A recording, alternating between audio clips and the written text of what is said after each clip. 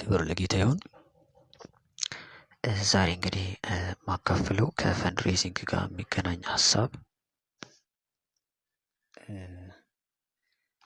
ከፈንድሬዚንግ ጋር የሚገናኝ ሀሳብ ነው የማወራው። ይህም ጠቃሚ ነገር ነው በአገልግሎታችን ውስጥ በምናገለግልበት ጊዜ ማለት ነውና ፈንድሬዚንግ እንግዲህ 5 አይነት ፈንድሬዚንጎች አሉ። እሱን እንግዲህ በ3 ግሩፕ ከፍዬ እንዲገባን በቀላሉ እንድንይዘው እናገራለሁ። የመጀመሪያው እንግዲህ ግሩፕ ላይ ያደረኩት ኖርማል የምናደርገው አለ። ፈንድሬዚንግ መባ የምንሰበስብበት አለ። የመባ ሰዓት ላይ የምንሰበስብበት አለ። እንዲሁም አጠገቡ ደግሞ ሌላ መናገር የምፈልገው ነገር ቦክስ ማስቀመጥ፣ ሰው በልቡ እንዳሰበ መጥቶ እዛች ቦክስ ውስጥ የሚያደርግበት እዛች ቦክስ ውስጥ የሚያደርግበት ማለት ነው በልቡ እንዳሰበ። በሁለተኛው ግሩፕ ላይ ያለው ደግሞ ፓርትነር በመሆን በወር የሚያደርጉት ነገር ማለት ነው። እና እነዚህ ፓርትነሮች በቸርች ውስጥ ያሉ የቸርቿን የሚደግፉ ማለት ነው 3 አይነት ነገር ማድረግ ይችላሉ።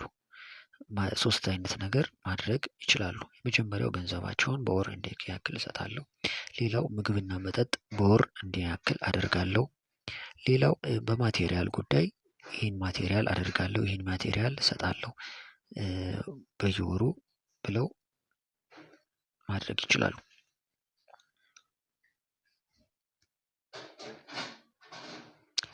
ሌላው በዚህ ግሩፕ ላይ የእጣ ነገር ማድረግ እንችላለን። እጣ ትኬት ምናምን አድርገን እጣ አውጥተን ከዛ እጣ ያወጣነው የደረሰው ሰው የሚያሸንፍበት እና እጣ ይሆናል የተባለው ይሰጣል የተባለው የሚሰጥበት ማለት ነው። እና ይሄንን በአመት 2 ጊዜ የምናደርገው ነው ማለት ነው።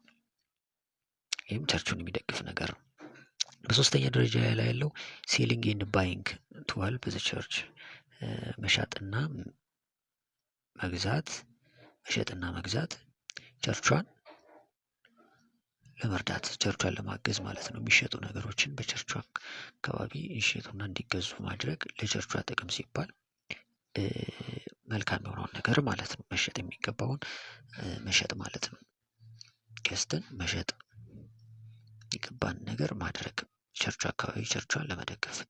ይሄ 3ኛው ደረጃ ላይ ያለው ነው። ይሄን ይመስላል ፈንድሬዚንግ እስካሁን ያለኝ የተረዳሁት ነገር ማለት ነውና እስካሁን ያለኝ የተረዳሁት ነገር ይሄን ይመስላል።